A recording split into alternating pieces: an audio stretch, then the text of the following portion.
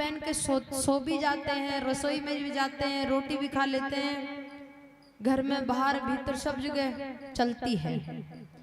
लेकिन उस समय तो बहुत कठोर नियम था। जूतियां कहाँ रहती थी? घर के मेन दरवाजा के बाहर। और मंदिर में तो जूती जा ही नहीं सकती। तो एकनाथ जी और उनकी पत्नी अपने घर में जो मंदिर था, उस मंदिर में ठाकुर जी की पूजा कर रहे थे। अब महाराज ये गया ब्राह्मण तो जूतियां पैर गियो, जूतियां पहरे तो घर में चल गयो। और बात जूतियां के चार कर जान बूझ खूब सारो कीचड़ गोबर लगा ले गो। और जूतियां पहरे घर में चल गो। और जूतियां पहरे ही जड़े एकनाथ जी भगवान की पूजा कर रहा था मंदिर में, बड़ा चल गो ठेठ। और एकनाथ जी आसन पर बैठ मिलिया जा, भी आसन पर चढ़ के जूतियां पहरे जा।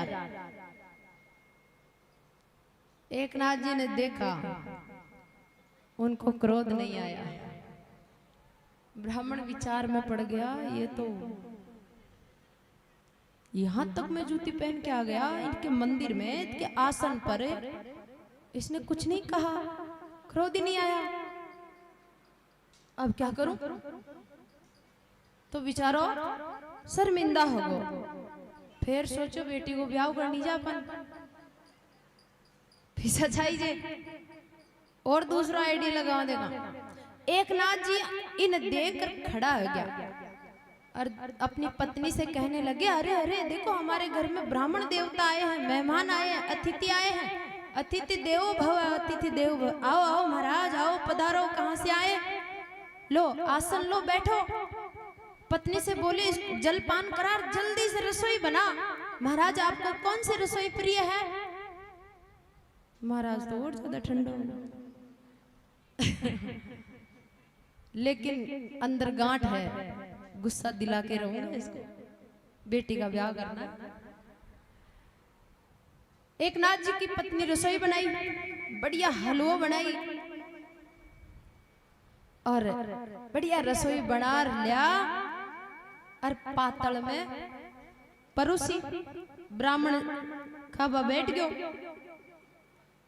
एकनाथ जी पास में बैठ ब्राह्मण का पंखो कर रहा से, बीजणों हिला रहा से, क्योंकि अतिथि है ना, देवता की तरह जिमाएंगे, सेवा करेंगे। अब बब्बी की पत्नी पातल में एक बार परोस और दूसरी बार लेर आई और नीची हैर जिये फिर सिरो घालवा लगी। तो ये ब्राह्मण अपनी जगह से उठ्यो और उछल रबी की पत्नी की खांदा पर बैठ गए, पीठ पर बैठ गए, खांदा पर। तो बड़ो आदमी तो फिर तो गुस्सा आयो है लो। तो एकनाथ जी कहीं किया, अरे अरे अरे ये तुम्हारा बेटा है, छोटा बच्चा है, खांदा पर बेटा, गिरा मत देना, सावधानी से सावधानी से, गिर जाएगा तो लग जाएगा बेचारे के। बेटा है तुम्हारा, खंदा पे कौन बैठता? औरत का खंदा पे कोई बैठा है तो वो बेटा है, बच्चा है, बच्चे को संभालना चाहिए। अब तो वो जो ब्राह्मण था वो तो पूरा सीधा हो गया और शर्मिंदा हो गया और महाराज रोने लगा। एकनाथ जी को प्रणाम करके कहने लगा कि देखो ये लोभ क्या क्या करवाता है, स्वार्थ क्या क्या करवाता है, अंधा कर दिया। और संसार के लोग तो आपको नहीं जानते हैं, मैं तो वेद शास्त्र पढ़ा लिखा हूं, मैंने क्यों नहीं जाना आपकी भक्ति? आपके जैसे इतने बड़े सिद्ध पुरुष संत का, भक्त का साथ मैंने क्या क्या नहीं किया। पैसों के लोभ में आकर महाराज आप वास्तव में संत ही नहीं महासंत हो, महात्मा हो। आप आत्मा नहीं महान आत्मा हो, महात्मा हो। प्रणाम करके माफी मांगी। एकनाथ जी ने कहा तो आपने ऐसा क्यों किया, कोई कारण तो होगा। बोले कारण कहीं जो ए टका कारण चाहे करवा रहा था सारो काम। टका? बोले हाँ। ये किस लिए?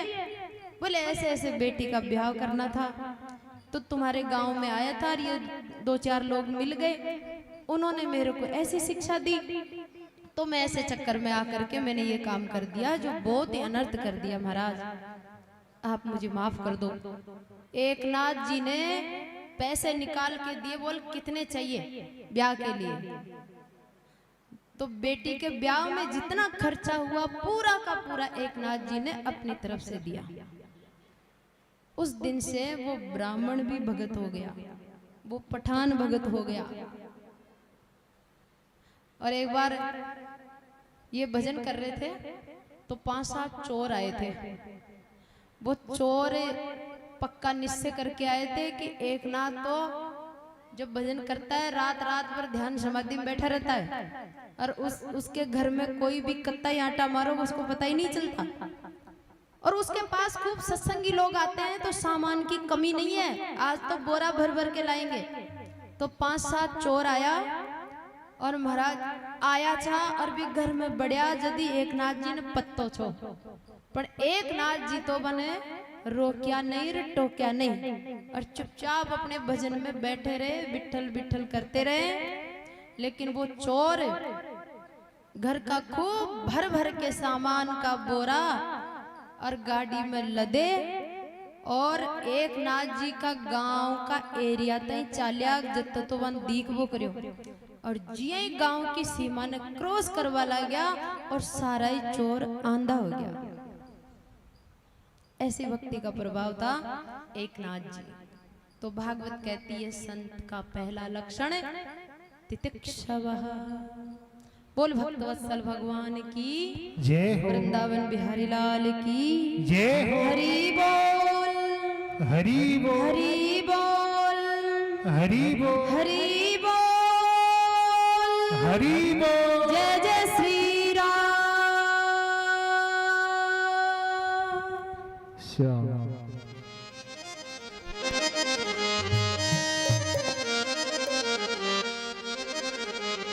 हो, श्याम नाम की भक्ति ऐसी भवसागर से तार दे, भवसागर से तार दे।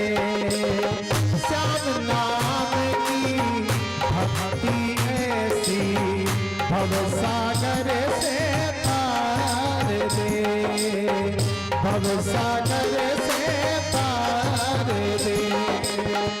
कर पावन मन जीवन अपना, कर पावन मन जीवन अपना, श्री चरणों में वार दे।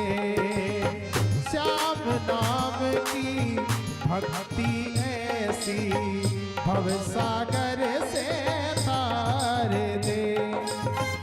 वृंदावन बिहारी लाल की जय हो, हरि बोल।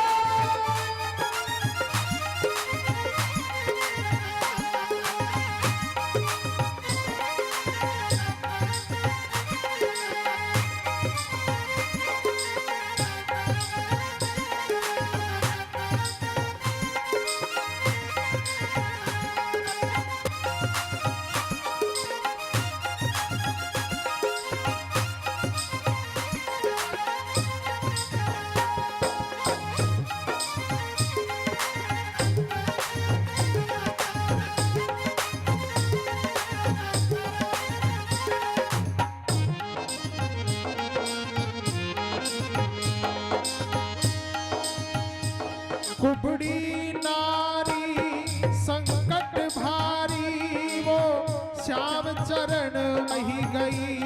कुबड़ी नारी संकट भारी, वो श्याम शरण में आई गई। क्षण भर में वो कृष्ण कृपा से, क्षण भर में वो भी कृष्ण कृपा से सुंदर तन को पाही गई, वो सुंदर तन को पाही गई। कब वो दाता कोई न जाने, कब वो दाता किसके भाग्य संवार दे, किसके भाग्य संवार दे। हो श्याम नाम की ऐसी, प्रभु नाम की भक्ति ऐसी, भवसागर से तार दे। सावरिया सरकार की ओहो! हरि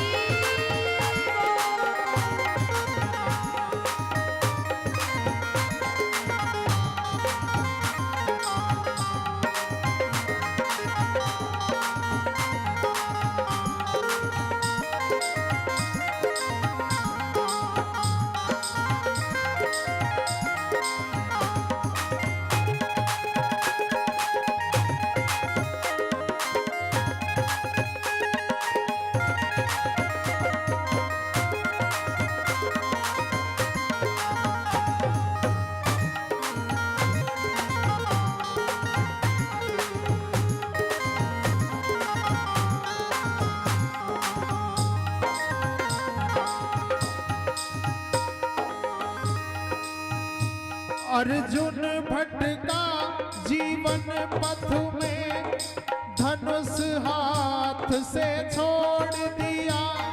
अर्जुन भटका जीवन पथ पर, जब धनुष हाथ से दिया।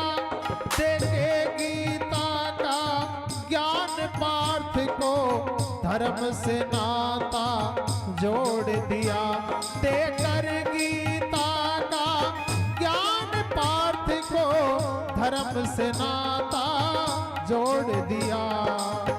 जैसे तेरे कर्म हो बंदे, जैसे तेरे कर्म हो बंदे, ऐसा वो उपहार दे, ऐसा वो उपहार दे। हो श्याम नाम की भक्ति ऐसी, प्रभु नाम की भक्ति ऐसी, भवसागर से तार दे, भागवत भगवान भवसागर की से तार दे। हरि बोल।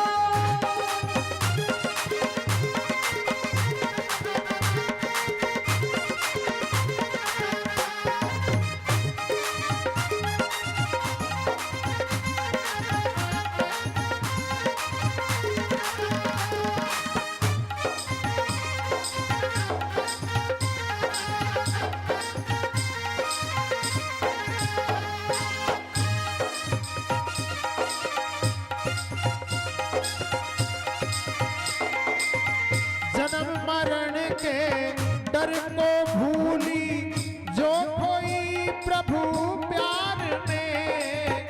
जन्म मरण के डर को भूली, जो खोई प्रभु प्यार में। विष का प्याला पी के मीरा, अमर हुई संसार में। विष का प्याला पीकर मीरा, अमर हुई संसार में। निज भक्तन का साथ वो मोहन, निज भक्तों का साथ वो मोहन, संकट में हर बार दे, संकट में हर बार दे। हो श्याम नाम की भक्ति ऐसी, प्रभु नाम की भक्ति ऐसी, भवसागर से तार दे, भवसागर से तार दे।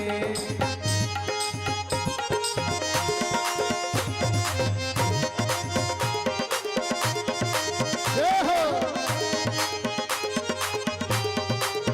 सावरिया सेठ की जय हो।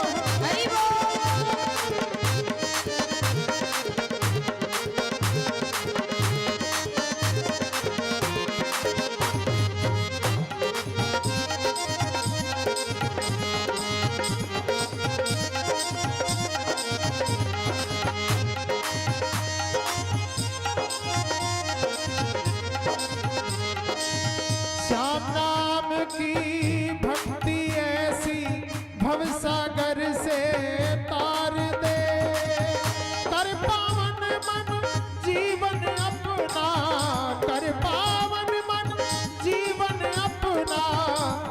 चरणों में वार दे। हो प्रभु नाम की भक्ति ऐसी, हरि नाम की भक्ति ऐसी, भवसागर से तार दे। वो भवसागर से तार दे।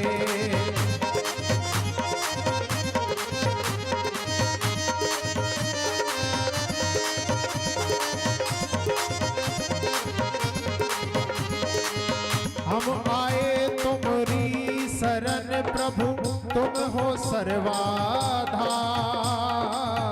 हम आए तुम्हारी शरण प्रभु, तुम हो सर्वाधार।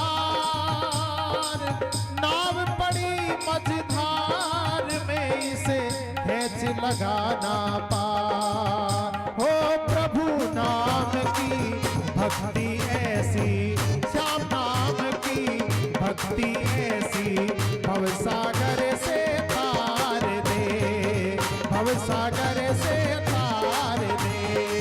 कर पावन मन जीवन अपना, कर पावन मन जीवन अपना, श्री चरणों में मार दे। जय हो श्याम नाम की भक्ति ऐसी, प्रभु नाम की भक्ति ऐसी, हरि नाम की भक्ति ऐसी, भवसागर से तार देवो। भवसागर से तार देवो। भवसागर से तार दे। ओ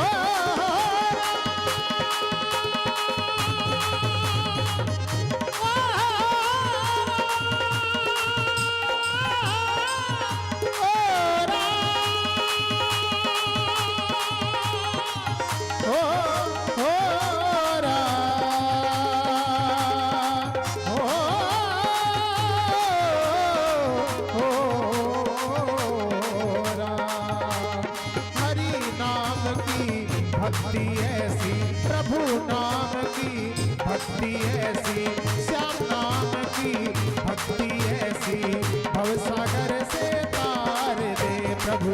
भवसागर से तार दे हरि, भवसागर से तार दे।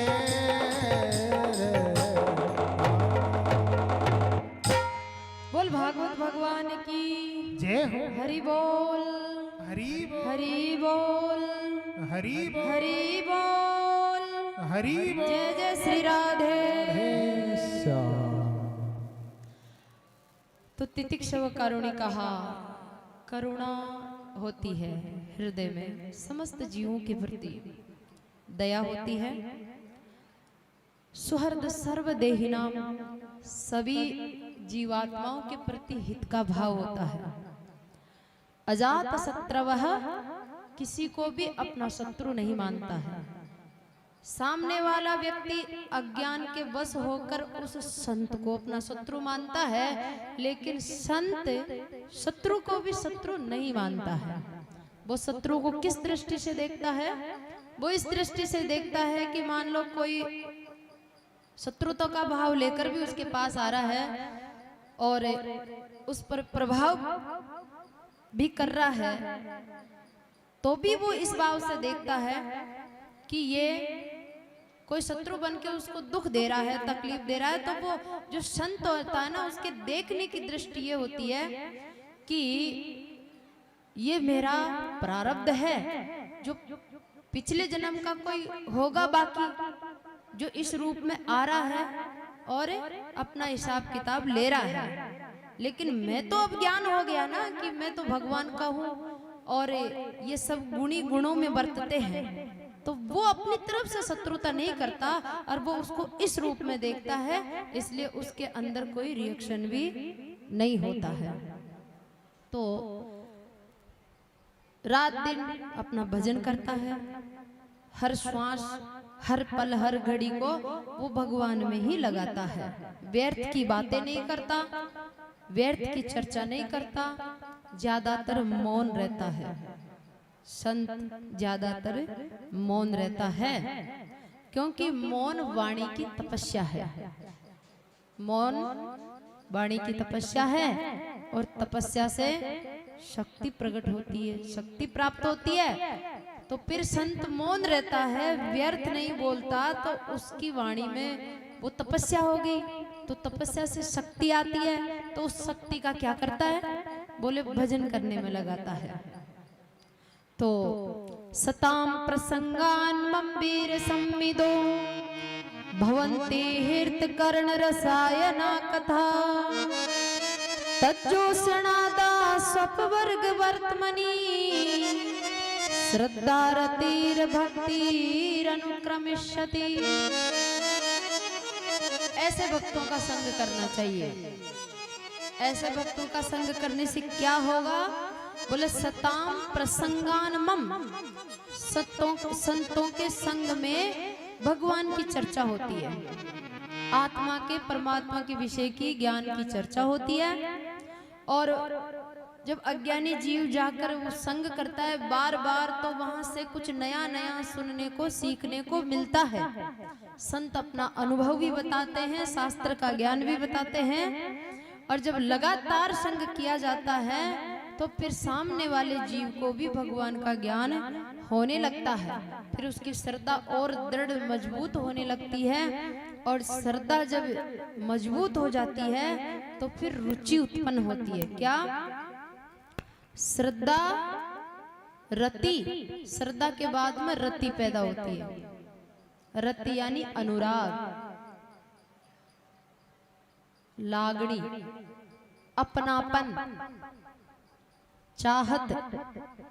ये कब होती है? पहले श्रद्धा, श्रद्धा भी दृढ़ हो, स्वस्थ हो, निर्मल हो, मिलावट वाली श्रद्धा नहीं, शुद्ध श्रद्धा हो, वो भी दृढ़ हो, अखंड हो, मजबूत हो, टिकाऊ हो। ऐसी मजबूत श्रद्धा जब हो जाती है तो उस श्रद्धा के अंदर से एक बीज पैदा होता है रति का। रति, रति यानी लागणी, अनुराग, अपनापन, मेरापन। फिर भगवान में मेरापन होता है। और बिना मेरापन हुए प्रेम नहीं होता।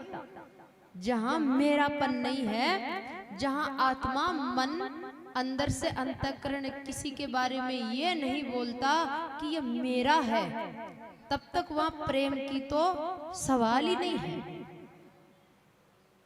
तो मेरापन से पहले श्रद्धा होगी, श्रद्धा के बाद में फिर मेरापन होगा, रति होगी, और रति होने के बाद फिर भक्ति की शुरुआत होगी। रति से ही तो भक्ति की शुरुआत होगी ना। और भक्ति जब फिर आगे बढ़ेगी तब फिर उसको प्रेम प्राप्त होगा। जैसे एक पौधा लगता है तो पौधा लगाने से पहले जहां पौधा लगाया जाता है ना, उस जमीन को साफ किया जाता है, उसकी खुदाई की जाती है, उसमें खाद डाला जाता है, बीज डाला जाता है, फिर पानी डाला जाता है, फिर उसकी रक्षा के लिए चारों तरफ सुरक्षा कवच लगाया जाता है, फिर भी उसकी रोज देखभाल और रोज पानी उसको चाहिए, तब जाकर के अंकुर निकलता है, फूटता है, 2 पत्ती निकलती है, फिर उसके अंदर से फिर अंकुर आगे बढ़ता है, धीरे धीरे वो पौधा बाहर निकलता है। बाहर निकलते ही वो दिखने लग जाता है, दिखते ही फिर क्या करते हैं, उससे आकर्षित होकर के जानवर उसको खाने के लिए उसकी तरफ आते हैं। तो अगर सुरक्षा नहीं करेगा तो पशु पक्षी जानवर आकर के उस छोटे से पौधे को अपने स्वार्थ के लिए उखाड़ कर ले जाएंगे, खा जाएंगे, नष्ट कर देंगे। तो फिर क्या करें? उसका बराबर ध्यान रखा जाए, बराबर पानी डाला जाए, बराबर सुरक्षा की जाए, और उस पौधे की हरियाली से आकर्षित होकर जो जीव जंतु आते हैं उनसे भी उसकी रक्षा की जाए। जब उनसे रक्षा करेगा, उन पर भरोसा कर लेगा, तो वो पौधा को छीतड़ा बिखेर के चले जाएंगे। जब उनसे बचा लेगा तो पौधा और बड़ा होगा, और बड़ा होगा, तो फिर उसके और बड़ा होते ही फिर बड़े जानवर आएंगे, उनसे भी रक्षा की जाए।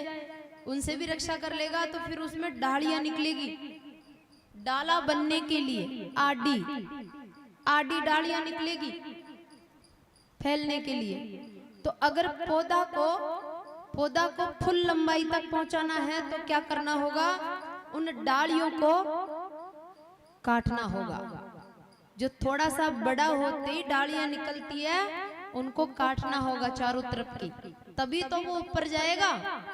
तो ये जो डालियां है ना वो क्या है, हृदय खेत है।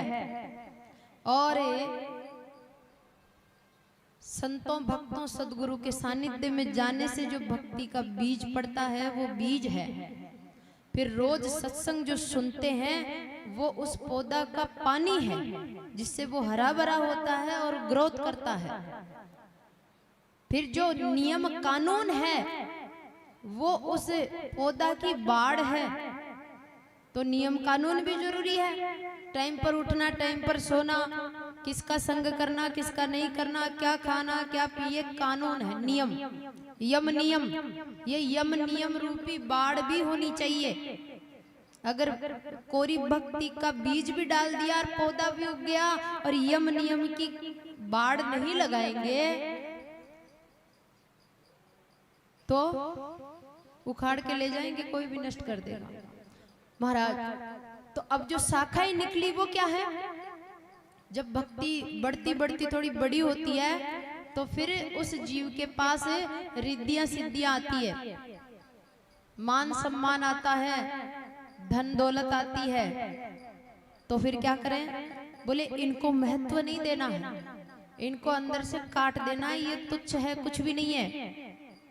तो रिद्धियों सिद्धियों में उलझ गया, इनको महत्व दे दिया तो फिर वो पौधा आगे नहीं बढ़ेगा और ना ही उसमें फल लगेगा। तो इसलिए शाखाओं को काटा जाए, यानी रिद्धि सिद्धियों के चक्कर में, मान बढ़ाई इनके चक्कर में उलझना नहीं, यहाँ अटकना नहीं है। ये पूर्णता नहीं है, साधु की पूर्णता नहीं। पौधा अभी और ऊपर जाएगा तो इनको काटा जाए, इनको नगण्य माना जाए, तुच्छ माना जाए। भगवान से बड़ा लक्ष्य केवल एक ही होना चाहिए, सीधा। बस साइड में जो भी आ रहा है आने दो और जाने दो, उसको महत्व नहीं देना। तो पौधा इस प्रकार से जब चारों तरफ की डालियों को काट देंगे तो आगे जाएगा ऊपर और वो फुल ऊंचाई को प्राप्त कर लेगा, भगवान के धाम तक पहुंच जाएगा भक्ति रूपी पौधा। फिर उसमें फल लगेगा, भगवान का दृढ़ प्रेम रूपी अमृत फल लगेगा उसमें, जब जाके लगेगा वो फल। तो इसलिए सताम प्रसंगान मम्बीर सम्मिदो, और उस फल को एक बार खा लिया तो फिर संसार के आज तक जितने भी फल खाए थे उनका रस उसके सामने ऑटोमेटिक ही फीका हो जाएगा। फिर संसार के फल अपने आप छूट जाएंगे, छोड़ना नहीं पड़ेगा। छोड़ना तो है ही नहीं किसी चीज को, ऑटोमेटिक छूटे उसमें ज्यादा फायदा है, वो सहजता है।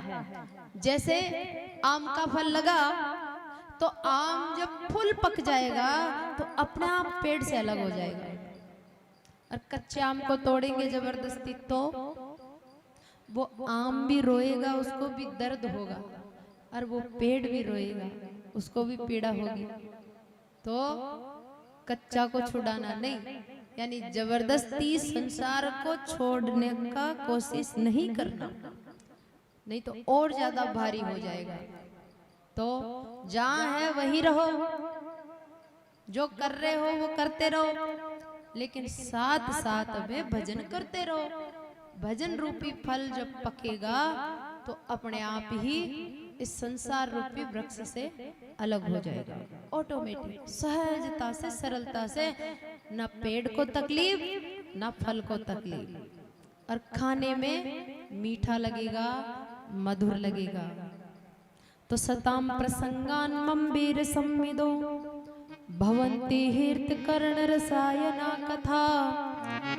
तज्जोषणादा स्वपवर्ग वर्तमनी श्रद्धारतिर् भक्तिरनुक्रमिष्यति। ये असली भक्ति का स्वरूप है। यहाँ देवहूति माता ने भी पूछा कि वो भक्ति जिससे भगवान वश में हो जाते हैं, भगवान को बुलाना नहीं पड़ता, खुद ही आते हैं ना, उस भक्ति का थोड़ा स्वरूप समझाओ तो कपिल भगवान समझा रहे हैं। देवानाम गुणलिंगानाम मनुश्रविक कर्मणाम, देवानाम गुणलिंगानाम मनुश्रविक कर्मणाम, सत्य एवेक मनसो वृत्ति स्वाभाविकी तुया, अनिमित्ता भागवती भक्ति सिद्धेर्गर्यसि, जरत्यासुया कोसम निगिरण मनलो यथा। भगवान कपिल कहते हैं असली भक्ति कौन सी कंडीशन को माना जाता है? भक्ति दो प्रकार की होती है, वैदिक भक्ति, प्राकृत भक्ति भी कहते हैं वैदिक भक्ति को, और एक होती है स्वाभाविक भक्ति जिसको अनन्य प्रेममयी विशुद्ध भक्ति भी कहते हैं। तो जो वैदिक भक्ति है वो पहले करनी पड़ती है। जैसे हम कुछ नहीं जानते हैं, ना हमारी कोई श्रद्धा भाव है, लेकिन हम गए सत्संग में और हमने गुरुजी से सुना, हमने गीता पढ़ी, गीता से सुना, भागवत पढ़ी, वहां से सुना, कोई पड़ोस में आदमी भजन करता है, उसको देख देख कर हमारी इच्छा हुई, तो सुनने से, देखने से, समझने से हम भी करने लगे। अब कर रहे हैं, है ना, कर रहे हैं, तो ये वैदिक भक्ति है। भीतर से तो नहीं है ना ऑटोमेटिक, तो कर रहे हैं, भीतर वाली नहीं है। ये जो कर रहे हैं इसमें आनंद भी नहीं आएगा। क्यों? क्योंकि ये प्राकृत है, ये बाहरी है, ये भीतरी नहीं है। ये बाहर से सीखे हैं और बाहर के अंगों से कर रहे हैं, इसलिए इसमें आनंद नहीं आएगा। तो ये बाहर वाली जब पक जाएगी, इसको करते करते ये पक जाएगी, ये जब पक जाएगी तब भीतर से भक्ति निकलेगी, भीतर वाली पैदा होगी फिर। तो जो वो भीतर वाली है ना, वो असली है। पर भीतर वाली, बाहर वाली भक्ति करे बिना भीतर वाली आएगी नहीं, इसलिए बाहर वाली जरूरी है।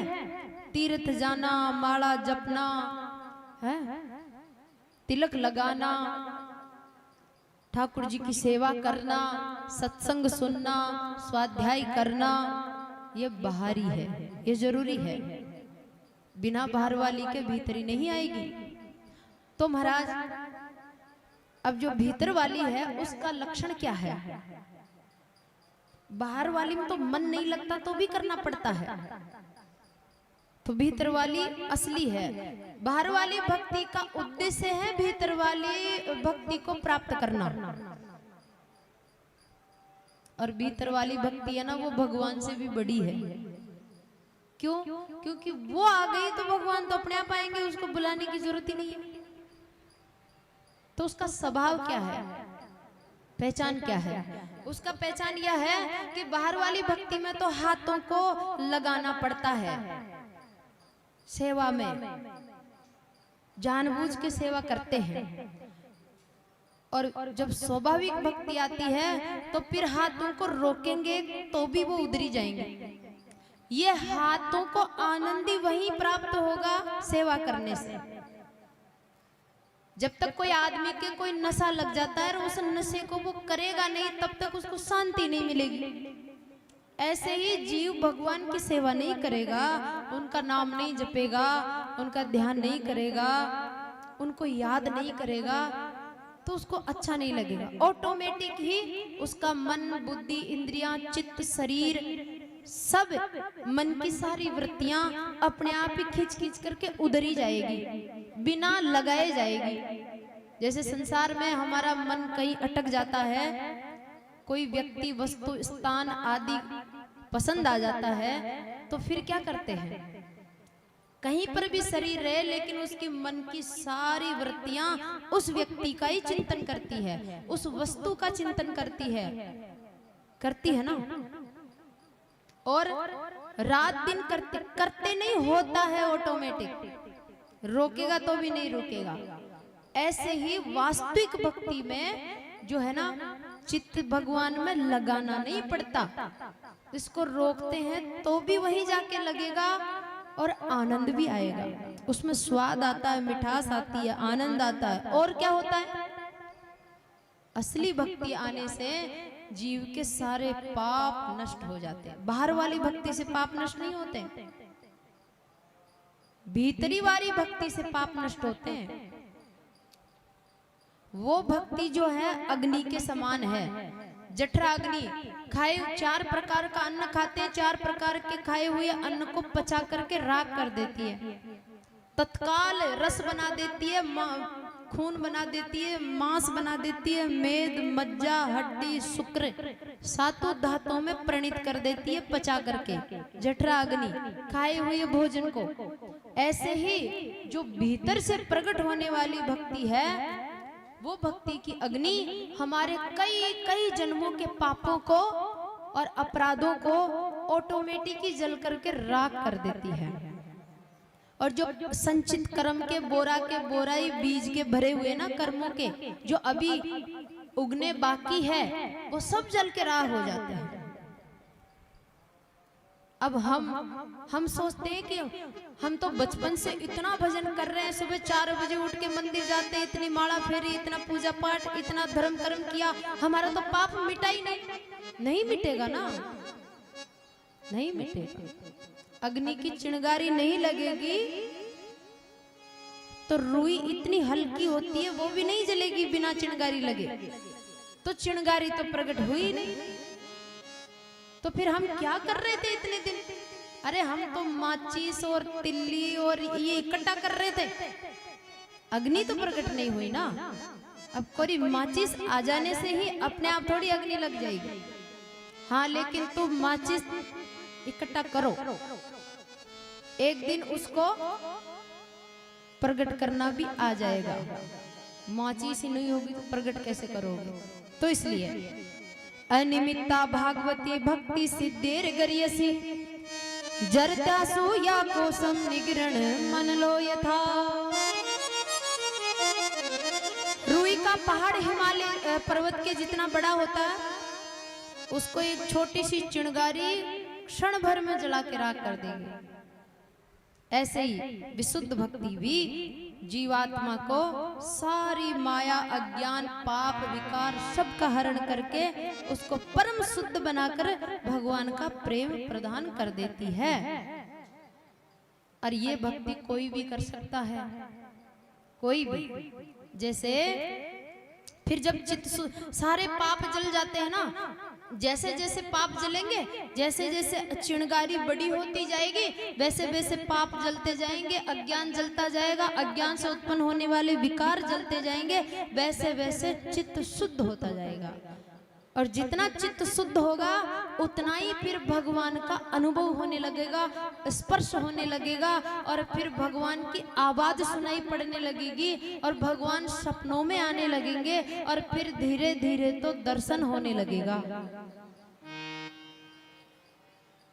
और दर्शन ही नहीं, फिर तो भगवान मांग के रोटी खाने लगेंगे, पीछे पीछे डोलेंगे। उदाहरण के लिए जैसे भक्त नामदेव की घर की नौकरानी भी है और उनकी शिष्या भी है, जनाबाई। महाराष्ट्र में भक्त हुए नामदेव, वो सब जगह विठ्ठल से बात करते थे। नामदेव, उनके घर में एक नौकरानी थी जिसका नाम था जनाबाई। भक्त के घर में उसको काम करने का अवसर मिला, तो भक्त का संग करके पूर्व जन्म का पुण्य जगा, तो नामदेव को अपना गुरु माना उसने। और महाराज नामदेव जी ने जनाबाई को नाम जप की साधना बताई। अब वो उस नाम जप को सारे दिन काम करती है। क्या क्या काम करती है? घर में झाड़ू लगाती है, बर्तन साफ करती है, रसोई बनाती है, कपड़े धो के लाती है। नामदेव जी का जन्म छिपा के घर में हुआ था, छिपा परिवार। तो छिपा के घर में क्या है, सारे दिन कपड़े, जो नए कपड़े होते हैं उनको धोया जाता है और उनको कलर पेंटिंग की जाती है। ये काम होता है, कपड़े धुलाई, धोना, सुखाना, कलर करना। छिपा के तो यही काम होता है। तो नामदेव जी के कई नौकर काम करते थे, उनमें से जनाबाई भी थी। अब ये नदी पर कपड़े धोने जाती, छोटी सी थी, तब से ही ये यहाँ काम करने लगी। ये भी कहीं गई नहीं, मन लग गया तो इस नौकरी को ही पूरे जीवन करती रही। लेकिन नामदेव जी की कृपा, आशीर्वाद और संग का प्रभाव ऐसा पड़ा कि ये युवा होते होते तो जनाबाई सिद्ध पुरुष हो गई। और अब तो सारे दिन काम करती है, टाइम ही नहीं मिलता है। तो फिर भजन करके सिद्ध कब हो गई? जब भजन तो अंदर से करना है ना। अंदर से गुरुजी ने कह दिया विठल ही सब कुछ है जना, तो बस विठल विठल विठल विठल। नदी पर कपड़े धोने जाती है, इतने सारे कपड़े लेके। छिपा के घर में कितने कपड़े आते, कोई पार थोड़ी है। अब कपड़े धोते धोते थक जाती है, तो थक कर बैठ जाती है, और फिर विठल को आवाज लगाती है, विठल थक गई मैं। अब जो आदमी जब सच्चा भक्त हो जाता है ना, तो उसको खुद को ही पता नहीं होता है कि मैं भक्त हूं। और जब तक नकली होता है ना, तब तक वो बहुत अकड़ रखता है, मैं कोई सामान्य थोड़ी हूं, मैं भक्त हूं, मैं साधु हूं, मैं ये हूं, मैं वो हूं। नकली रहेगा तब तक वो अपने को भक्त मानेगा, और असली आते ही तो वो उसको खुद को पता नहीं रहता मेरे अंदर कितनी भक्ति है, क्या है, क्योंकि वो अपने को बहुत तुच्छ मानता है। तो जनाबाई इतनी सिद्ध पुरुष है, उसको पता ही नहीं है कि मैं कहां तक पहुंच गई। तो कपड़े धोते धोते थक जाती है, तो विठल को आवाज लगाती है, विठला थक गई मैं, तू कब आएगा। एक आवाज में भगवान कृष्ण कोई न कोई रूप में आकर के जनाबाई के साथ बैठ करके कपड़े धोने लग जाते हैं। जना तू थक गई, चल मैं धुलाता हूं। कपड़े धुला देते हैं।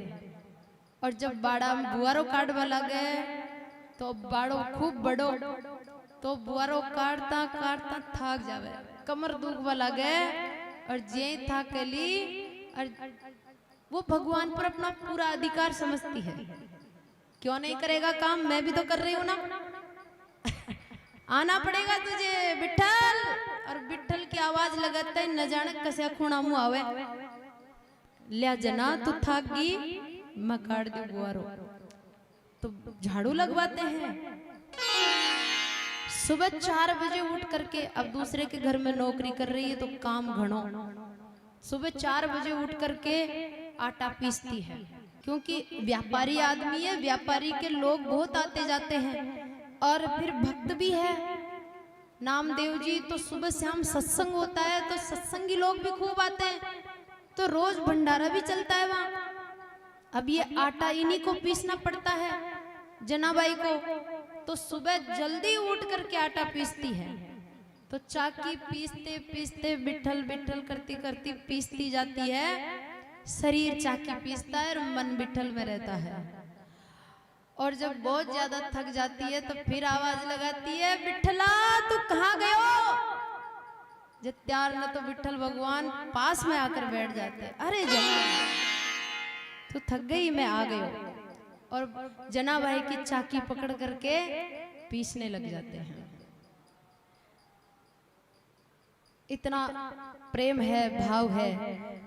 और जना को होश ही नहीं है कि मेरे पास कौन आ रहा है, पता ही नहीं है। वो अपने को बिल्कुल नौकरानी समझ रही है, तुच्छ समझ रही है। और उसकी गिनती हो रही है सिद्ध पुरुषों में, परमहंसों में।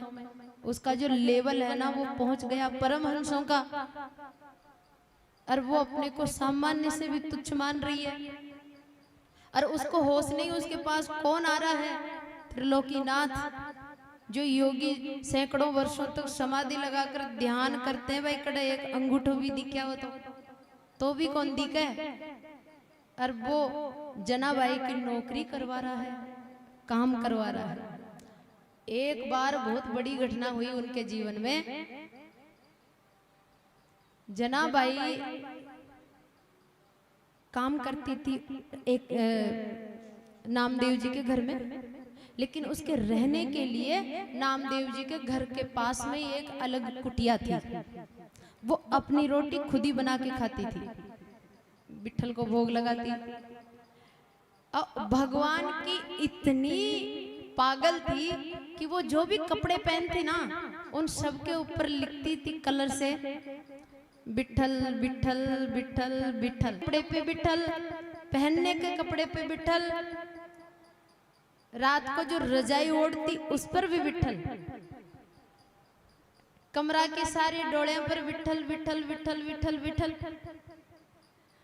तो एक बार अपनी कुटिया में वो रोटी बना रही थी, तो रोटी बनाते बनाते ही भगवान को उसने खूब याद किया। और जैसे भाव में डूब करके और मन में विचार कर रही थी कि विठल गरम गरम रोटी बन गई, तू आ जा तो, और गरम गरम भोजन कर ले तो आनंद आ जाता। जैसे ही उसने सुमिरन किया और चूल्हा के सारे ही भगवान विठल आ गए। अब बैठे लो कड़े के कहीं बैठ दे, बुला तो ली कड़े बैठू। तो थापड़िया को जाड़ो पड़े चो भी मुझे एक मोटी सी थापड़ी उठा और बेवणी के सारे मेल दी, बोले बैठ जाए पर। विठल बैठ गया। भूख लग रही है जना। अब तो जना बोली अभी बनाई रोटी। और जैसे रोटी बनी और सिकती सिकती रोटी थाली में डालकर विठल को परोस दिया। भगवान साक्षात भोग लगाए, खूब खाए। अब भगवान कहने लगे जना अब मारो तो पाछो मंदिर में जावा की हिम्मत ही कौन। क्यों कि मैं ज्यादा खा लियो तो नींद आ रही, तो नींद आ रही तो सो जा। कड़े सो बोले अडे कोई थार बड़ी पलंग तो छे कौन, सो जा कुटिया पड़ी। ये तो कहीं बिछा तो सरी हो, तो बिछावा न कहीं जो एक चटाई सी और कहीं नहीं। तो जना भाई चटाई बिछा देती है और विठल सो जाता है। थोड़ी देर सोयो तो वो गला में खूब सारा हार पहरे जो और मुकुट पहरे जो। तो भगवान कहता है जना ए तो शोभा में गड्ढे है, अरे तो उतार दे, खोल दे गड्ढे से। तो क्योंकि वो भगवान से ऐसे बातें करती थी, सामान्य आदमी समझती थी भगवान को, कोई बड़ी आश्चर्य की बात नहीं समझती थी कि भगवान मेरे पास आते हैं, सहज।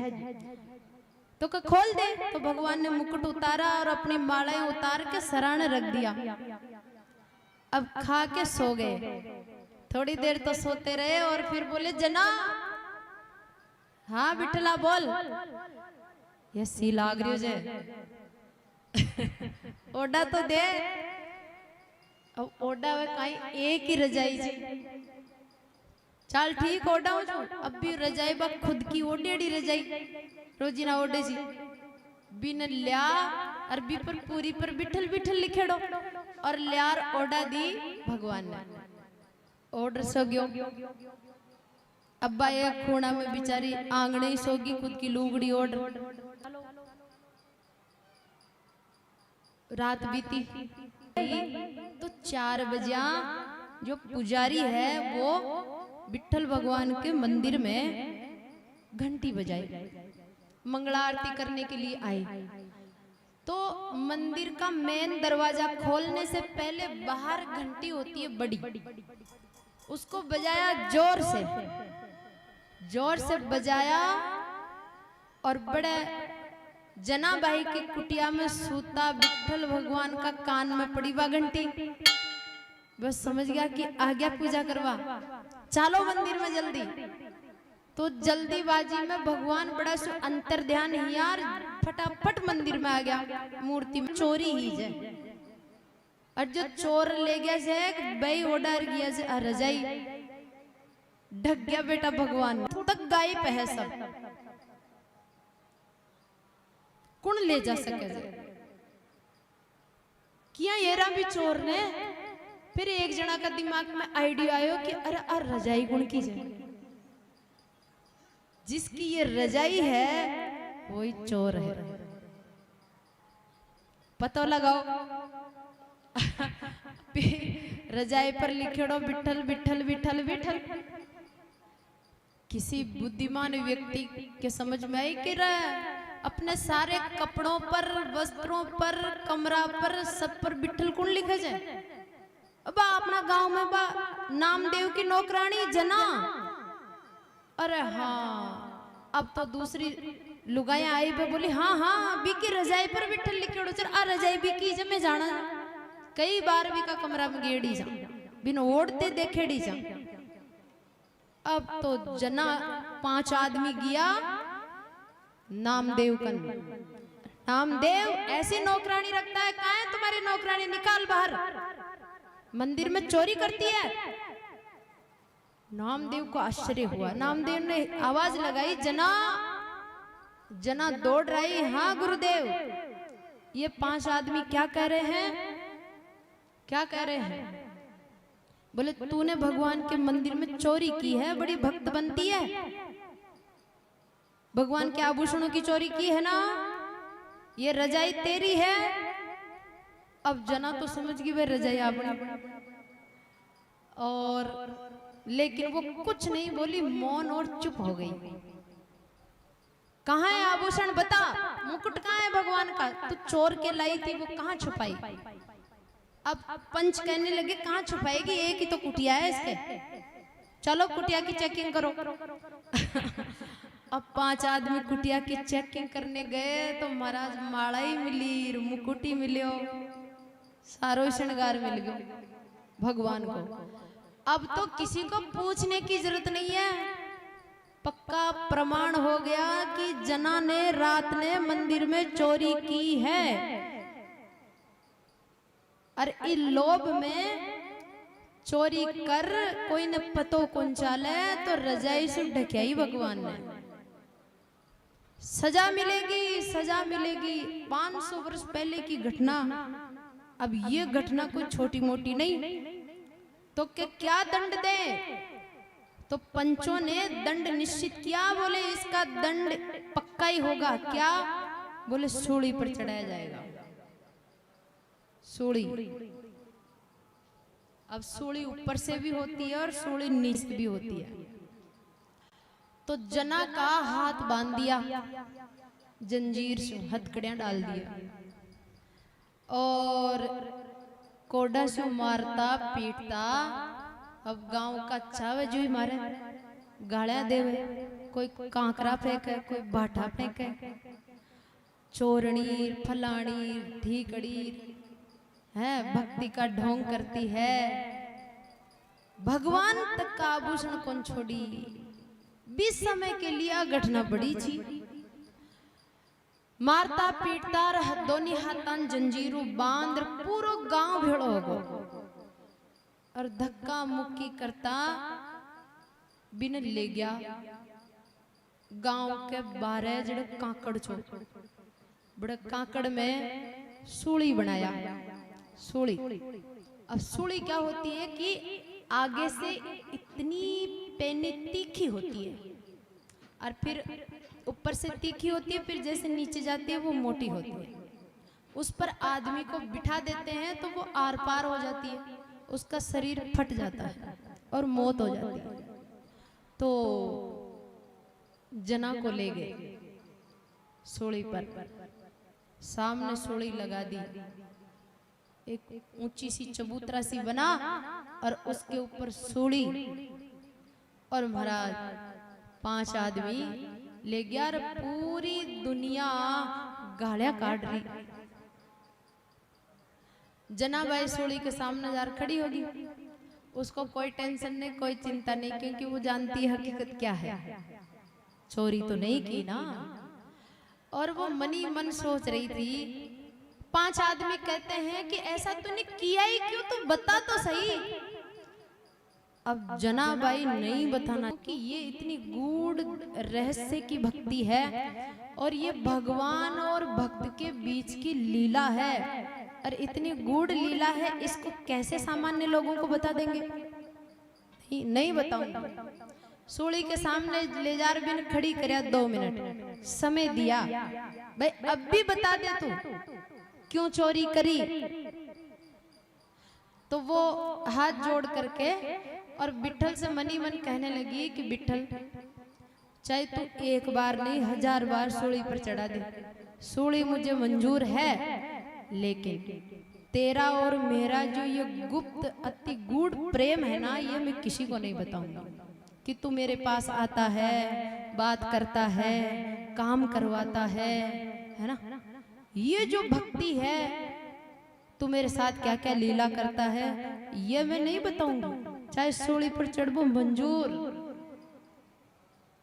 भाई यही तो गुप्त खजाना है, इसी को कैसे बता दूं मैं, गांव आई कैसे कर दूं इसको। तो दृढ़ निश्चय कर लिया और बिट्ठल को मनी मन हाथ जोड़ करके और बोले, तेरी इच्छा है तो मैं चढ़ूंगी सूली पर। और सूली पर चढ़ने के लिए तैयार हो गई, और जैसे 5 आदमी हाथ पकड़ करके और सूली के बिल्कुल पास में ले गए, भाई अब तो चढ़ाएंगे ही। अब देखो भरी पब्लिक के सामने किसी की इस प्रकार से जब मौत होती है ना, तो सब आश्चर्यचकित रहते हैं, सबकी दृष्टि एकाग्र रहती है, सब मौन रहते हैं। तो फिर क्या हुआ, एक बहुत बड़ा चमत्कार हुआ।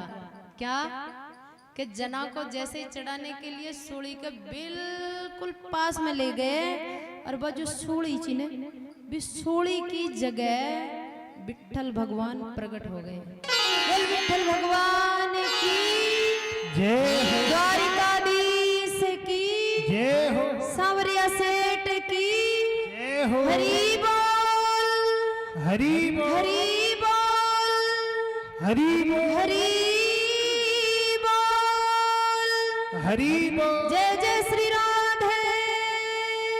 श्याम। अब ये विट्ठल तो किसी को दिखाई नहीं दिया, सूली की जगह लोगों का रूप, लोगों की नजर में तो एक मूर्ति प्रकट होगी, लेकिन जना के लिए तो साक्षात भगवान दिख रहे हैं। और जनाबाई तो हंस के अब सूली पर चढ़ाते समय उसकी हथकड़ियों को खोल दिया था, तो वो हाथ खुले हो गए थे, इसलिए दौड़ करके वो भगवान के चरणों से लिपट गई। और वह लोगन मूर्ति दिख रही है, तो महाराज वो प्रकट हुई थी सूली की जगह, जो वो सूली मूर्ति बन गई। लोगों के लिए मूर्ति, जना के लिए तो साक्षात द्वारिकाधीश प्रकट हुए। फिर इतनी बड़ी घटना हुई, तब या तो पत्थर फेंक रहा जा, अरे गिया जाग जो तो पूरा गांव का बाटा भगाता गिया जा, और पाचा आया जब पूरा गांव का फूल फेंकता है, फूल बरसाता, उल्टा हो गया। तो ये है भक्ति। तो इसलिए भक्त कहता है हमको कुछ नहीं चाहिए, बस आप हमेशा नित्य निरंतर हमारी नजर के सामने रहो।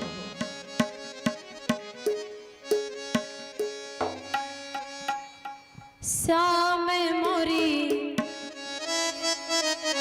श्याम मोरी नैनन आगे रे,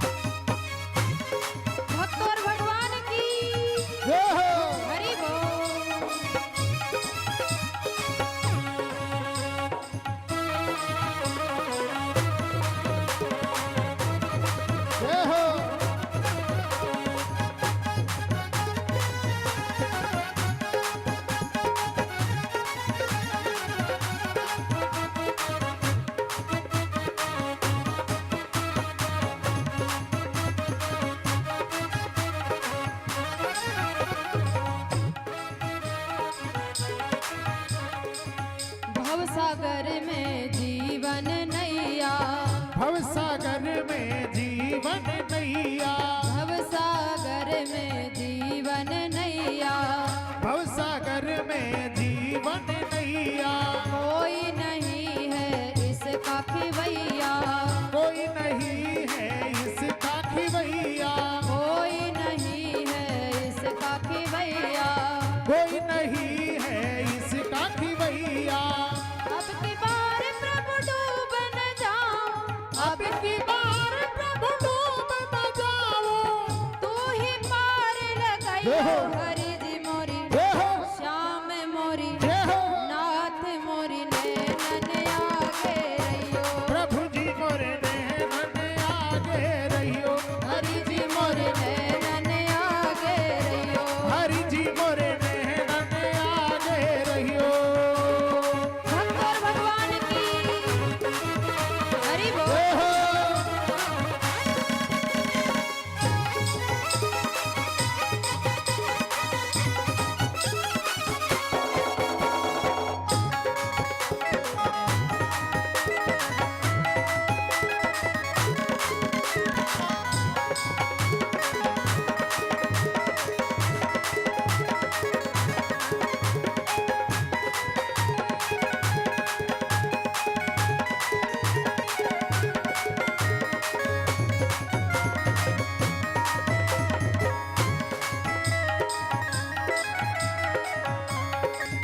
सब दर छोड़ तेरे दर आई, सब दर छोड़ रे दर आई। है मन मोहन कृष्ण कनाई, हे मन मोहन कृष्ण कन्हाई। सब दर छोड़ तेरे दर आई, वो सब दर छोड़ तेरे दर आई। है मन मोहन कृष्ण कनाई। हे मन मोहन कृष्ण कन्हाई। शरण पड़े की लाज राखो, शरण पड़े के लाज राखो। शरण पड़े की लाज राखो, जग से नाथ बचाइयो हरि जी मोरी, जय हो, श्याम मोरी, जय हो। नाथ मोरी नैनन आगे रहियो। मोरे नैनन आगे रहियो। हरि जी मोरे नैनन आगे रहियो।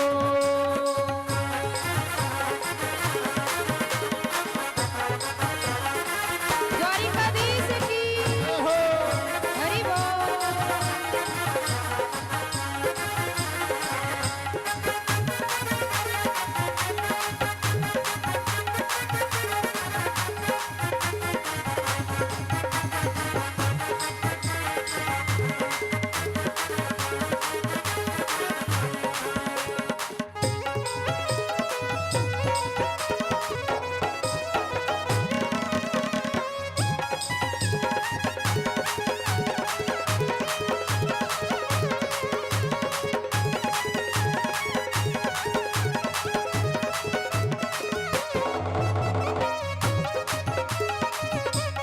श्याम सुंदर भगवान की जय हो। हरि बोल।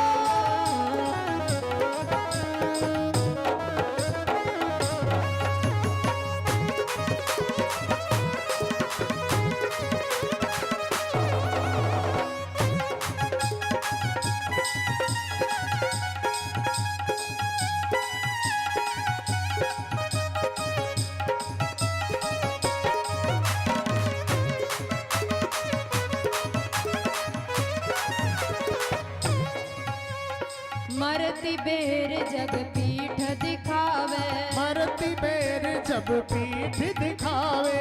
मरती बेर जग पीठ दिखावे, मरती बेर जब पीठ दिखावे। कोई न कोई के संग में जावे, कोई न कोई के संग में जावे। रुक रुक प्राण कंठ जब आवे, रुक रुक प्राण कंठ जब आवे। रुक रुक प्राण कंठ जब आवे, रुक रुक प्राण कंठ जब आवे। तू ही मेरे सन रहियो हरि जी मोरी, जय हो, श्याम मोरी, जय हो। नाथ मोरी नैनन आगे हरि बोल।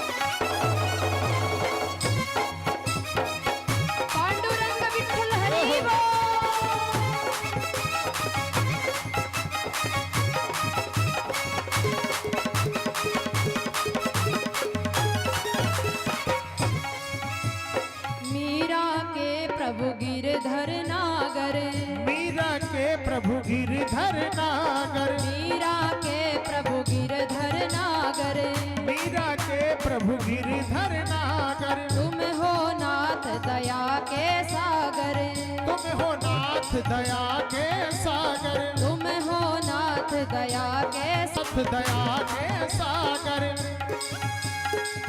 जन्म मरण के बंधन काटो, जन्म मरण के बंधन काटो, जन्म मरण के बंधन काटो, जन्म मरण के बंधन काटो। जग से नाथ बचाइयो हरि जी मोरी, हे हो श्याम मोरी, हे हो नाथ मोरी नैनन आगे रहियो। प्रभु जी मोरे नैनन आगे रहियो, हरि जी मोरे नैनन आगे रहियो।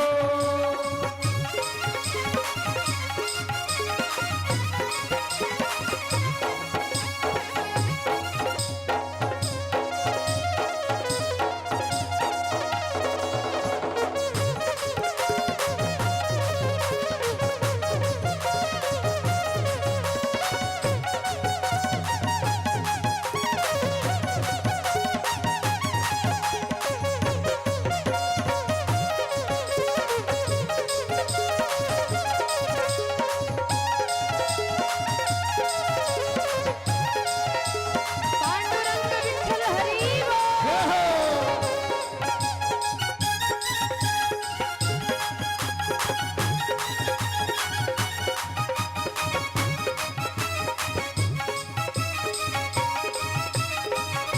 हरि जी मोरी नैनन आगे रहियो, हरि जी मोरे नैनन आगे रहियो, श्याम मोरी नैनन आगे रहियो, श्याम मोरे नैनन आगे रहियो, हरि जी मोरी नैनन आगे रहियो, हरि जी मोरे नैनन आगे रहियो, प्रभु जी मोरी नैनन आगे रहियो, प्रभु जी मोरे नैनन आगे रहियो।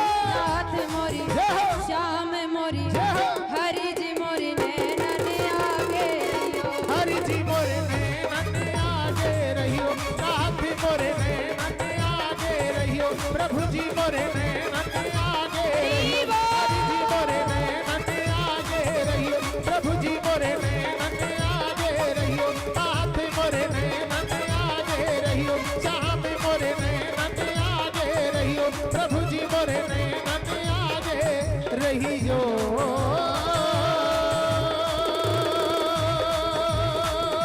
ओ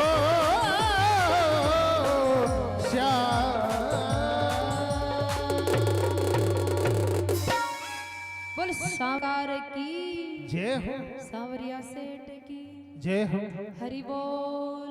हरि बोल पांडुरंग विठ्ठल हरि बोल, हरि बोल हरि बोल। हरि बोल। जय जय श्री राधे।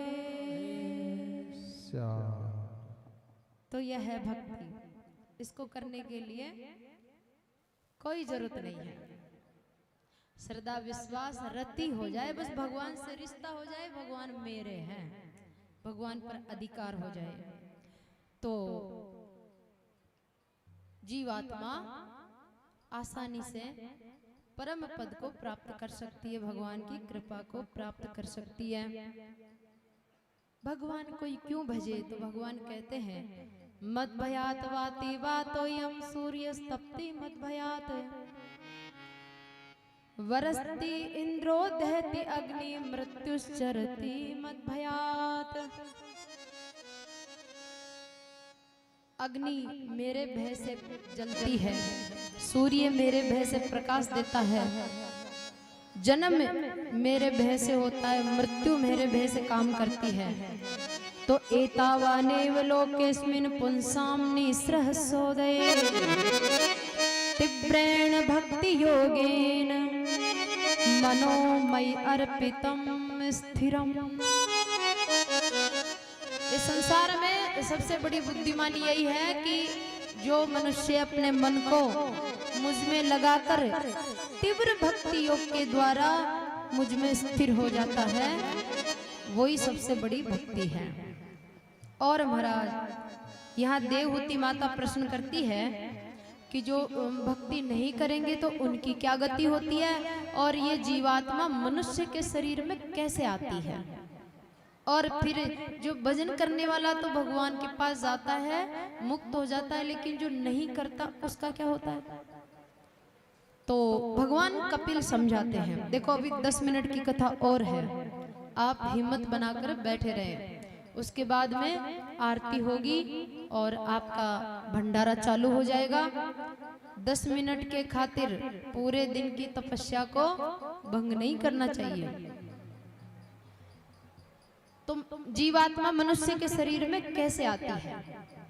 अपने कर्मों के अनुसार काल के बस में होकर भगवान की प्रेरणा से जीवात्मा जो है पिता के द्वारा माँ के गर्भ में आती है। 1 महीने में गोल गोल मांस का सा पिंड इसका शरीर का निर्माण होता है। तो बोर के जितना मांस पिंड के जैसे आकार का गोल आकार हो जाता है। 1 महीना पूरा होते ही उस जो आकृति हुई ये गोल, उसमें से पहले माथा निकलता है, सिर का निर्माण होता है।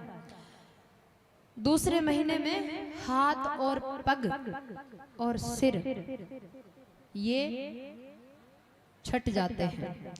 तीसरे महीने में शरीर में छोटे मोटे आंख नाक कान जितने भी अंग है सबका निर्माण हो जाता है तीसरे महीने में।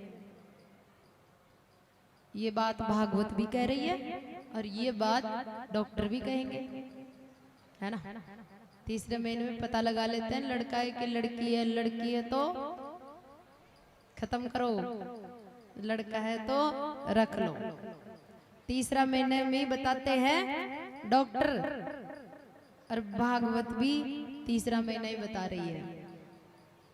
तो बताओ भागवत को लिखने वाला क्या वैज्ञानिक नहीं है? वो क्या किसी के पेट में बढ़ के थोड़ी देखा है? कहां से देख रहा है? भीतर दिव्य दृष्टि प्राप्त है। भागवत लिखने वाला स्वयं नारायण है, व्यास है। इसलिए भागवत का एक भी शब्द व्यर्थ नहीं है। भले हमारी समझ में नहीं आए तो हमको व्यर्थ लगता हो, हमारा पात्रता नहीं, लेवल नहीं, तो वो हमको व्यर्थ। चौथे महीने में शरीर में 7 धातु होते हैं। 7 धातुओं का निर्माण शुरू हो जाता है। और 5वें महीने में 7 धातु और समस्त चिन्हों से संपन्न हो जाता है, बाल भी उगने लग जाते हैं। 6ठे महीने में भूख लगने लगती है और वो जीव माँ के पेट में हिलने डुलने लगता है, इधर उधर घूमने लगता है। 7वें महीने में उसको दुख और सुख की अनुभूति होने लग जाती है। यानी पेट में अगर उसको पीड़ा हो रही है, अनुकूल वातावरण नहीं है, तो वो पीड़ा महसूस करता है। और अनुकूल वातावरण होता है तो वो सुख अनुभूति करता है। ये सुख और दुख को अनुभूति करने वाली जो शक्ति है वो 7वें महीने में आती है। 8वें महीने में उसको सभी चीजें और भी पुष्ट हो जाती है। और 9वां महीना लगते ही 8वें महीने में भगवान उस जीव को उसके सिर में एक नस में ऐसा केमिकल का निर्माण करते हैं, ऐसी ऊर्जा, जिस केमिकल से, जिस ऊर्जा के माध्यम से उसके अंदर चित्त में आंखें भले उसकी बंद हो, लेकिन भीतर उस जीव को अपने पिछले 100 जन्म का दृश्य दिखाई देता है। 100 जन्म का। लेकिन ये 100 जन्म का दृश्य हर किसी सामान्य जीव को नहीं दिखता है। जो विशेष कोई विभूति आती है ना माँ का पेट में, उसको दिखाई देता है। तो भागवत के अनुसार जीव को 100 जन्म का दृश्य दिखाई देता है। तो वो अच्छे और बुरे कर्मों को देखकर, अच्छों को देखकर तो खुश होता है, पर बुरों को देखकर वो घबरा जाता है। भयंकर घबराहट होती है। फिर मनी मन ईश्वर से प्रार्थना करता है कि प्रभु अब की बार मुझे जन्म दे दो जल्दी से, अब यहाँ मेरा दम घुट रहा है और मुझे पवित्र जगह में भेजो। और माँ के पेट से मैं बाहर जाते ही और पूरे जीवन आपको एक क्षण भी नहीं भूलूंगा। अब की बार मैं इतना भजन करूंगा कि दूसरी बार माँ के पेट में आने की जरूरत नहीं पड़ेगी, आपको प्राप्त हो जाऊंगा। इतना भजन करूंगा, मैं आपसे प्रतिज्ञा करता हूँ। शपथ लेता है, प्रतिज्ञा करता है। फिर 9वां महीना लगते ही अपान वायु के द्वारा उसका जन्म होता है, प्रसव वायु के द्वारा उसका जन्म होता है। और जन्म होते समय उसका वो जो केमिकल बनता है ना, वो बह जाता है, पिघल जाता है, बह जाता है, जिससे फिर वो जैसे नाली में कीड़ा चटपटाता है, उसको कोई स्मृति नहीं रहती, वो 100 जन्मों की सब भूल भाल जाता है। और बाहर आते ही फिर दुख पीड़ा जन्म लेने की होती है, फिर मच्छर मक्खी काटते उनकी होती है। फिर थोड़ा सा खेलने का समय आता है तो माँ बाप 2-2.5 साल का होते ही उसके सिर पर इतनी सारी कॉपी किताबों का ठेला लटका देते हैं। लब पढ़ रहा लग खेल, मैं खिलावा तक है, और उसको टांग देते हैं स्कूल में। अब 6-7 घंटे स्कूल, वापस आते हैं ट्यूशन, स्कूल को होमवर्क, ट्यूशन को होमवर्क, इधर पिताजी की डांट, माताजी की डांट। क्या बनना है? डॉक्टर बनेगा कि नहीं बनेगा? बता, याद किया कि नहीं किया? खेलवा को तो टाइम ही कौन मिले, थोड़ा और बड़ो ही हो और फिर ब्याह हो जाता है तो और भी ज्यादा जाल फंस जाता है। अब पत्नी की रक्षा करो, फिर बच्चे हो जाते हैं उनका पालन पोषण करो, माँ बाप की सेवा करो, रिश्तेदारी में जो भी उसका कर्तव्य बनता है वो करो, सामाजिक नियमों का पालन करो। बड़ी झंझट है। घर पुराना हो गया, नया बनाओ, पड़ोसी गाड़ी ले आयो, आपने भी ले आओ, है ना। अब गाड़ी ले आया यार पड़ोसी तो और ज्यादा महंगी गाड़ी ले आयो, फिर भी सामने बा फीकी तो ले आई, बिना ले आई फिर टेंशन, यान की मन भी ले आनी जाए। कमाओ कमाओ कमाओ, कमा कमार फिर पड़ोसी की बराबर वाली ले, और पड़ोसी तो 1 करोड़ वाली ले आए। टेंशन की टेंशन बाकी भाई। छोरा छोरे जिया तिया पढ़ा लिखा बड़ा करया तो ब्याह की चिंता, नौकरी की चिंता। अब छोरा छोरे से ज्यादा पोता पोते की चिंता, पोता पोती और भी ज्यादा चौका लग रहा है ना, बच्चों से ज्यादा। अब बाकी चिंता, अब अडिन चिंता पर चिंता बढ़ती जा रही है, इच्छा पर इच्छा बढ़ती जा रही है। मारो पोतो अमेरिका पढ़ रहा है, मारो पोतो बड़ी पोस्ट पर जावे, मैंने देखो चाहूँ छू, इको ब्याह भी देखो चाहूँ छू, नौकरी भी देखो चाहूँ छू। तो सपना पर सपना, कल्पना पर कल्पना, इच्छाएं बढ़ती जाती है और उम्र घटती जाती है और शरीर भी घटता जाता है, शक्ति भी घटती जाती है, कामनाएं बढ़ती जाती है, रोग बढ़ते जाते हैं। फिर जब जवानी में खूब कमा कमा के लाता है ना, तो घर वाले आरती की थाली लेकर दरवाजे पर खड़े रहते हैं। हाँ, जब कमा कमा के थैला भर के लाता है तो। और जब बुढ़ापे में कोई काम का नहीं रहता तो वही घर वाले घर के बाहर कोई साइड में थोड़ी सी छाया वाया करे और बड़े खाट डाल दे, जब आप पड़े ही रहे। हाँ, दोनों टाइम जो बनती आवे टुकड़ो पटके हुए, प्रेम सु पटको चाहे अपमान से पटको, भूख लागे तो खा ले सी। तो वो पढ़ियो पढ़ियो बिचारो खूब दुखी हो, चरम मारू कोई बोल रहे कौन, कोई मार कर बैठ रहे कौन, कोई दुख सुखी कौन पूछ रहा, मन मत्ता आ रहा सर, मन मत्ता जा रहा से, अरे कोई मारी तो सुनो।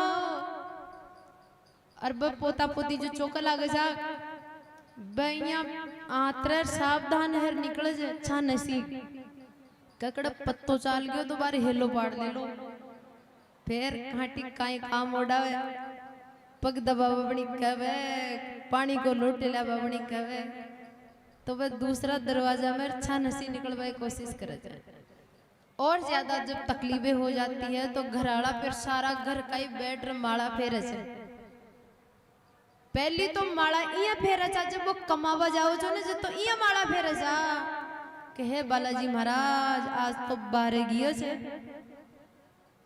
ध्यान राख जो थे रुकाला जो सुरक्षित पाछा आ जावे तो कड़ाई कर दूला स्वामणी कर दूला नेशनल हाईवे पर गया से है ना यान की स्वामणिया बोले से बच्चा दीजो और आज बई मुंडार बई लोग उल्टी माला फेर रहे से कि हे बालाजी महाराज थारा स्वामणी कर दूला अब तो गति कर दे मोकस कर दे उठा लो करो है ना और पढ़ाई रहता है अकेला कोई नहीं मिलता है 24 घंटे में कोई पक्षी भी नहीं जाता उसके पास उसकी इच्छा होती है मिलने की बातें करने की प्रेम पाने की लेकिन कौन जाए शरीर तो वृद्ध हो गया देख बामी चौको बोल लगे और तरह तरह का रोग फिर पड़े पड़े कोई न जा बचाओ छोटा बच्चा तो कोमल और सुंदर होता है आकर्षक होता है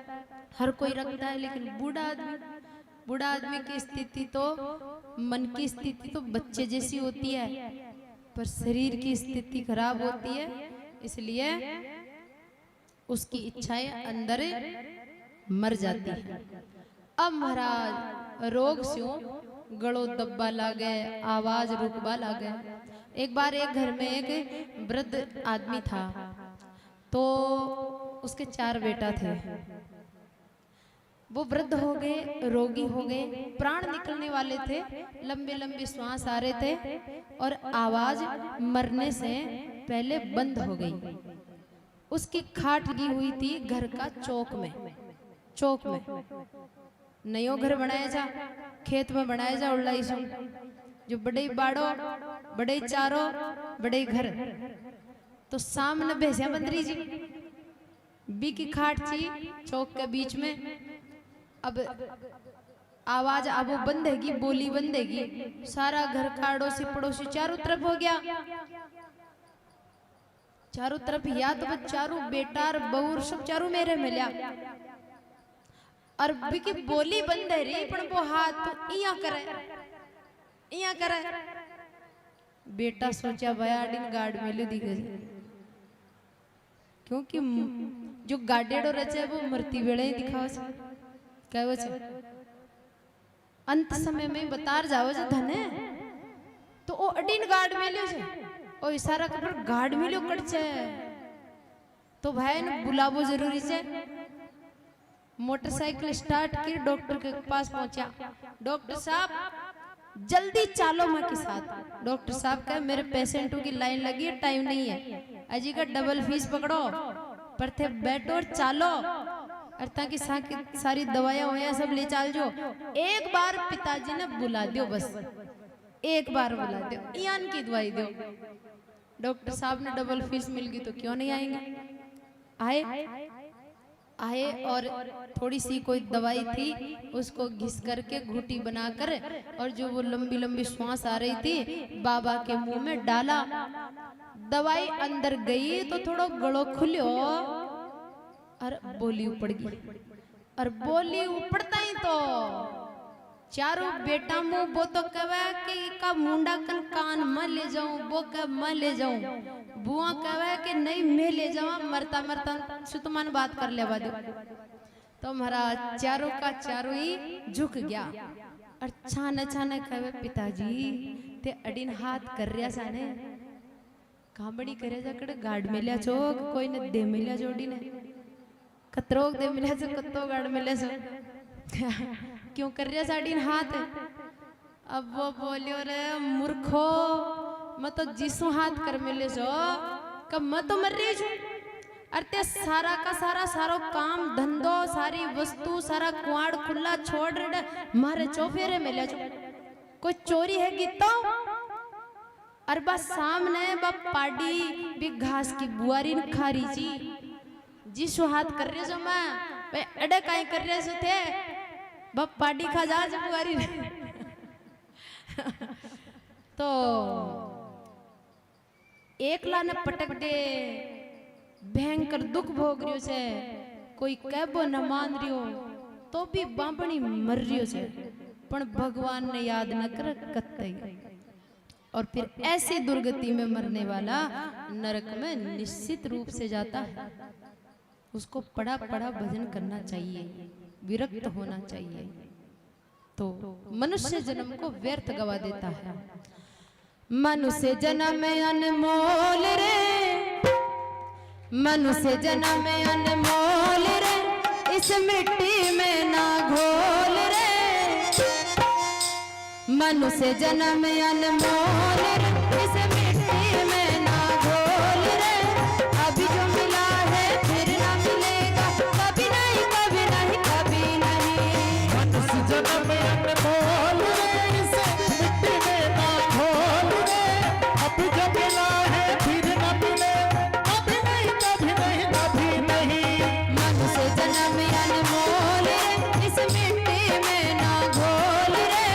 अभी जो मिला है फिर ना मिलेगा, कभी नहीं कभी नहीं कभी नहीं। मनुष्य जन्म अनमोल रे, इसे मिट्टी में ना घोल रे। अब जो मिला है फिर न मिलेगा, कभी नहीं कभी नहीं कभी नहीं। हरि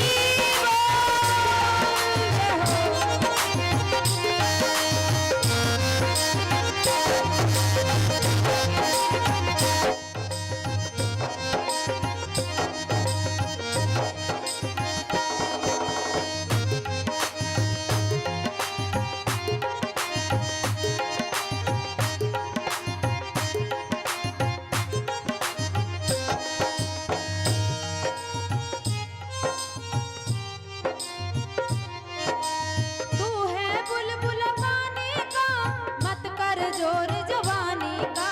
तू है बुलबुल पानी का, मत कर जोर जवानी का। तू है बुलबुल पानी का, मत कर जोर जवानी का। तू है बुलबुल पानी का, मत कर जोर जवानी का। संभल संभल कर चलना बंदे, पता नहीं जिंदगानी का। संभल संभल कर चलना रे बंदे, पता नहीं जिंदगानी का। मीठी वाणी बोल रे, सबसे हिल मिल डोल रे। मीठी वाणी बोल रे, सबसे हिल मिल डोल रे। अभी जो मिला है फिर ना मिलेगा, कभी नहीं कभी नहीं कभी नहीं। अब जो मिला है फिर न मिलेगा,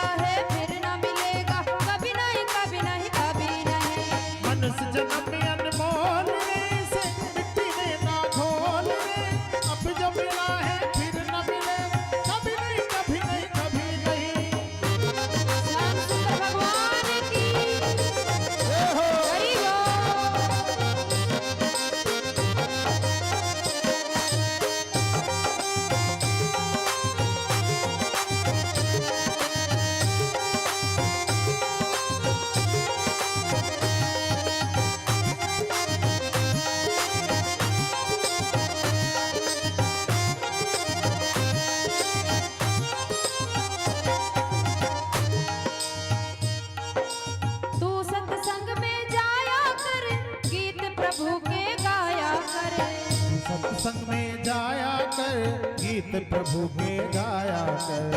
तू सत्संग में जाया कर, गीत प्रभु के गाया कर।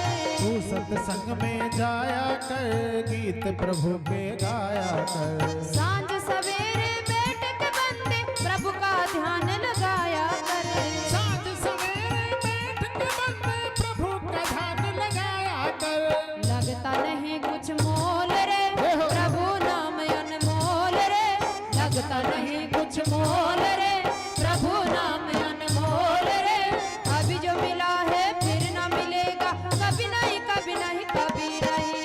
मनुष्य जन्म में अनमोल हरि बोल। अब जो मिला है फिर न मिले, कभी नहीं कभी नहीं कभी नहीं। मनुष्य जन्म में अनमोल रे, मिट्टी में ना घोल रे। अभी जो मिला है फिर ना मिलेगा, कभी नहीं कभी नहीं कभी नहीं। मनुष्य जन्म में अनमोल रे, इस मिट्टी में ना घोल रे। हरि फिर बोल। न मिले, कभी नहीं कभी नहीं कभी नहीं। कभी नहीं कभी नहीं कभी नहीं। ओ कभी नहीं कभी नहीं कभी नहीं। बोल भागवत भगवान की, जय हो, श्री शंकर भगवान की, जय हो, श्री हनुमान जी महाराज की, जय हो, श्री वेद व्यास जी महाराज की, जय हो, श्री सुखदेव जी महाराज की, जय हो, सब संतन की, जय हो, सब भक्तन की, जय हो, आज की आनंद की, जय हो, द्वारिकाधीश की, जय हो, कुंज बिहारी लाल की, जय हो, सदगुरुदेव भगवान की, जय हो। हरि बोल। हरि बोल, हरि बोल। हरि बोल, हरि बोल। हरि बोल। जय जय श्री राधे।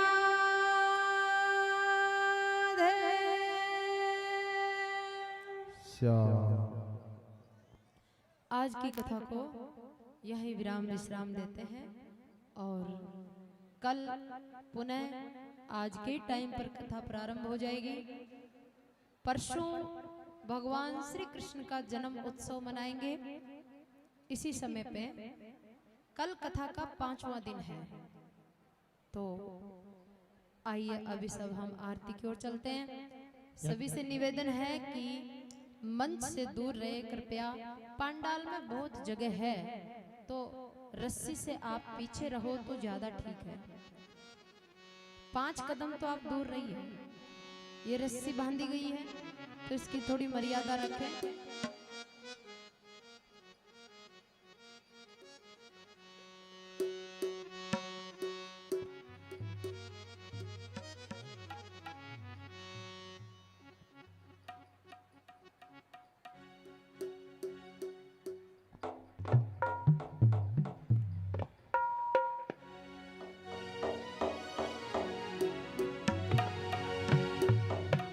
भागवत जी की आरती होने जा रही है। थोड़ी जगह बना के रखें यहाँ पे। हाँ, जगह बना के रखिए। प्रसाद लेके आए, उनको थोड़ा आगे आने दो। ओम ज्वालमालिनी नमः गंधादिभिः संपूज्य कर्पूर गौरव कर्णावतारम संसार सारम भुजगेन्द्रहारम सदा वसंतम हृदयारविंदे भवं भवानी सहितं नमामि। भवं भवानी सहितं नमामि। हे गिरधर तेरी आरती गाओ। हे गिरधर आरती गाओ। बाके बिहारी तेरी आरती गाओ। बाके बिहारी तेरी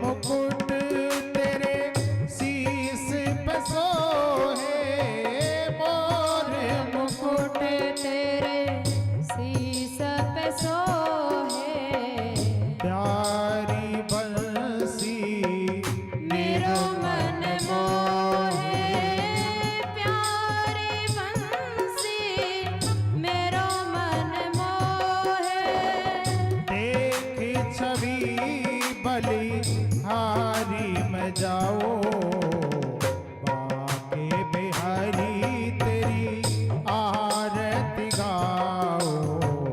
हे गिरधर तेरी आरती गाऊं, हरि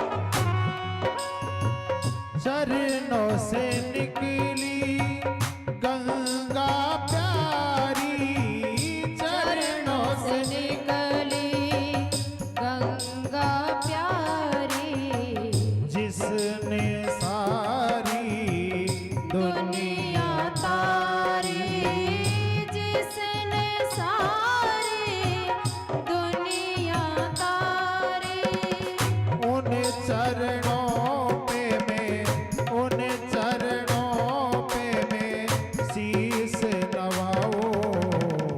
हे बनवारी तेरी आरती जय गाऊं, हो श्याम सुंदर तेरी आरती गाऊं, हरि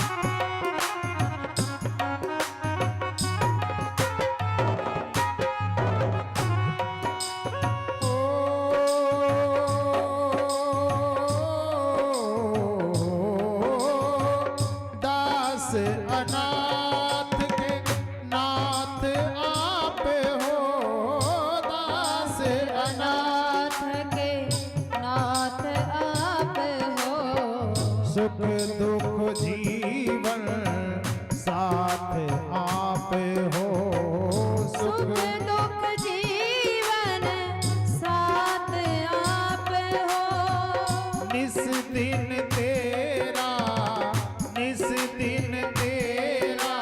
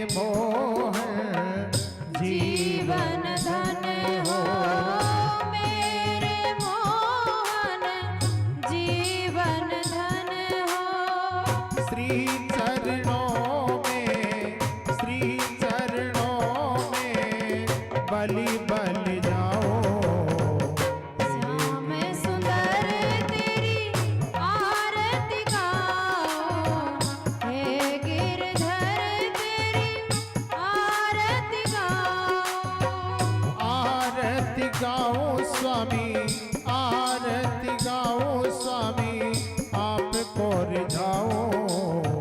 बांके बिहारी तेरी आरती गाऊं, गिरधर तेरी आरती गाऊं, श्याम सुंदर तेरी आरती गाऊं, बाबू जी के छैया तेरी आरती गाऊं, कृष्ण कन्हैया तेरी आरती गाऊं, तेरी आरती गाऊं, तेरी आरती गाऊं। जलेन शीतलीकरणं ओम द्यो शांतिरंतरि सगुण शांति पृथ्वी शांतिरापा शांतिरुघदया शांति वनस्पतया शांतिर्विश्वे देवा शांति ब्रह्म शांति सर्वगुण शांति शांतिरेव शांति सामा शांतिरेदेहि।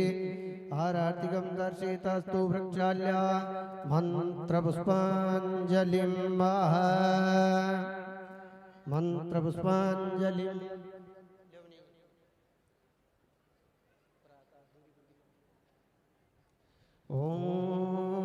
ओम यज्ञेन यज्ञमयजन्त देवास्तानि धर्माणि प्रथमान्यासन्नाथेन कन्मयिमानः सचन्त यत्र पूर्वे साध्या।